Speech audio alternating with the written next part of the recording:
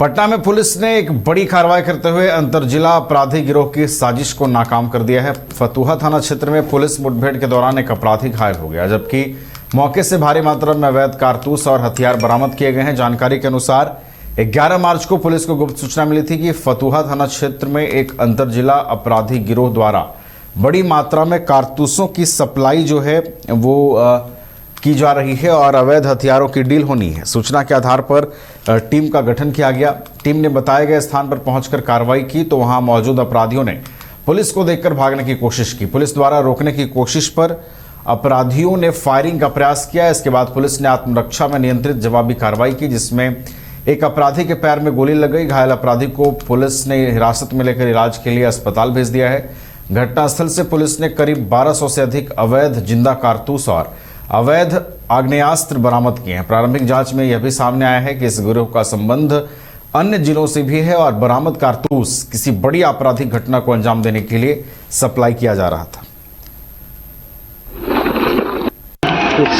Sir क्या मामला? SHO Fatuha को जानकारी मिली थी कि यहाँ पे अंतर जिला का एक गैंग है जो भारी मात्रा में गोलियों को सप्लाई कर रहा है और हथियार की डीलिंग होने वाली है। इसी में इनके द्वारा एक टीम बनाया गया था और इस टीम में जब ये आके यहाँ पर सत्यापन कर रहे थे तो उसी क्रम में जो लोग आए हुए थे अपराधी हथियार को बेचने के लिए और गोलियों का खरीद फरोख्त करने के लिए, उसी क्रम में जब पुलिस को देखे तो ये लोग भागने का प्रयास किए। भागने के क्रम में जब पुलिस के द्वारा इनको रोका गया तो इनके द्वारा गोली चलाने का प्रयास किया गया और इसी में एसएचओ के द्वारा फायरिंग की गई जो एक अपराधी के पैर में लगा है। इसके अलावा अभी भारी मात्रा में यहाँ गोली बरामद हुई है, करीब 1200 से ज़्यादा राउंड गोलियाँ हैं, जिसका भी काउंटिंग चल रहा है। जिसको गोली लगी है उसको इलाज के लिए अभी भेजा जा रहा है। इसमें जो लोग हैं वो अन्य जिलों से आए हुए हैं, छपरा से बताया जा रहा है। इनका आपराधिक इतिहास भी निकाला जा रहा है और ये पता किया जा रहा है कि ये गोली कहाँ से लाए थे, इनका सोर्स क्या था और जिनको ये बेचने जा रहे थे उन पर आगे कार्रवाई की जाएगी। बरामद हथियार में कौन कौन सा हथियार है सर? हथियार जो अभी मिला है वो कट्टा मिला है यहाँ पे। इन गोलियाँ जो हैं वो भारी संख्या में हैं और जिसमें बताया जा रहा था कि जिनको बेचने जा रहे थे उनसे कोई बड़ी घटना करने वाले थे।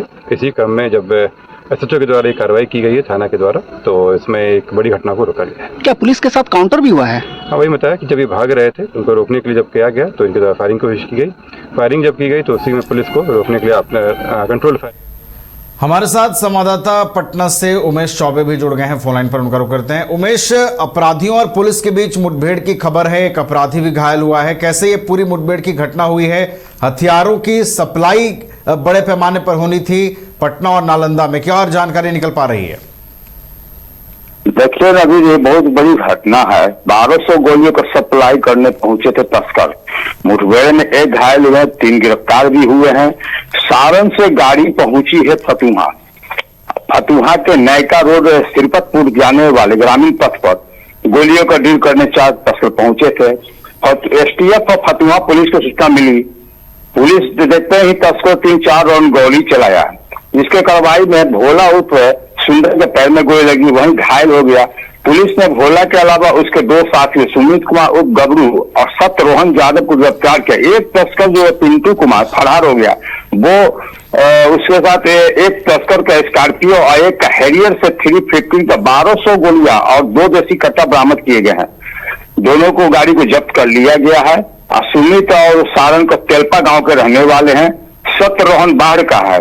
फरहार पिंटू फतुहा के सोनारू का रहने वाला है। सबसे बड़ी बात यह है कि इतनी बड़ी हथियार का सप्लाई करने वो सारण से यहाँ पहुंच गया, कानपुर से माल मंगवा लिया गया गोली, अब फतुहा पहुंच गया। प्रशासन बीच में क्या कर रही थी, ये बहुत बड़ा सवालिया निशान है कि फतुहा से पहुंच गया इतने बड़ा हथियार लेकर 4 अपराधी 2-2 गाड़ी से और कानपुर से गोली मंगाई गई, सारण से यहाँ फतुहा पहुंच गया। तो लोग कहते हैं कि प्रशासन बीच में जांच पड़ताल करती है तो कैसे पहुंचा, ये बहुत बड़ी बात है।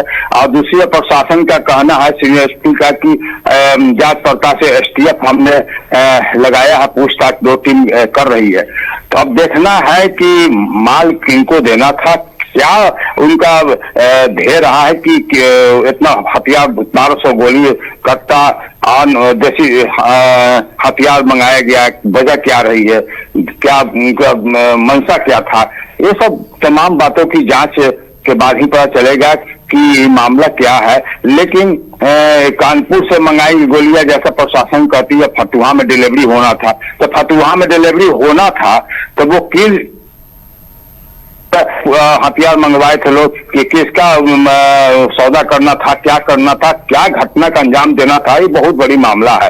अभी तो भोला का इलाज पीएमसीएच में पुलिस देख रेख में चल रहा है, वहीं एक जो पिंटू सोमारू का उसको प्रशासन खोजबीन कर रही है, लेकिन वो अभी प्रशासन के हाथ में नहीं लगा है, पकड़ा नहीं गया है। लेकिन सवालिया स्थानीय लोग का कहना है कि सारण से चला फतुहा के नयका रोड से सिरपतपुर जाने वाली ग्रामीण पथ पर ये लोग कार्रवाई एसटीएफ की हुई है, जहां से बरामद हुआ है। अब पुलिस पहुंची, जैसे बता रहे कि गोली चलाई गई है, भोला को गोली लगा है, वही पिंटू फरार हो गया। 1200 गोलियां बरामद की जा रही हैं। और भी हथियार हो सकते हैं, जैसे फरार हुआ तो उसके पास भी कुछ हो सकता था, है कि नहीं ये तो जांच का विषय है। फरार हुआ है तो कुछ लेकर गया है, क्या मंशा है इन लोग की, अपराधियों की, बहुत बड़ी बात है और इसके जांच के बाद ही पता चलेगा। जी नवीन, चलिए, तो एक बड़ा सवाल है कि इतना बड़ा जो ये अपराधी का सिंडिकेट है वो कैसे काम कर रहा था और इतने बड़े पैमाने पर जो हथियारों की सप्लाई होनी थी वो आखिर इतनी दूर से राजधानी पटना में पहुंची कैसे, ये अपने आप में ये एक बड़ा सवाल है। अब देखना है इस पूरे मामले में आगे किस तरीके के खुलासे होते हैं और पुलिसिया जांच में कौन कौन से और लोग गिरफ्त में आते हैं। बहुत बहुत आपका शुक्रिया उमेश, हमारे साथ जुड़ने के लिए, पूरी जानकारी पहुंचाने के लिए। घर रहने का मकान भर नहीं, ये खुशियों की तिजोरी है। दरवाजे पर दस्तक देता पड़ोस, खिड़कियों से उमड़ आता आसमां, तारों में उलझी ऐसी ना जाने कितनी दास्तां। कहती हैं चले डायमंड सिटी, एक सफर हम सफर के साथ अपने घर तक। Diamond city, life long bonding, 500 से ज्यादा खुशहाल डायमंड परिवार। जल्दी करें, सिर्फ 200 फ्लैट बाकी, आज ही बुक करें अपना आशियाना। क्रिकेट के विश्व मंच पर छा रही हैं रांची की प्रतिभाएं। इन प्रतिभाओं को संवार रहा है जेके इंटरनेशनल क्रिकेट एकेडमी। अनुभवी कोच की देखरेख, सुविधाओं से लैस जेके क्रिकेट एकेडमी अनुशासन और आत्मविश्वास का विश्वास भरा सफर।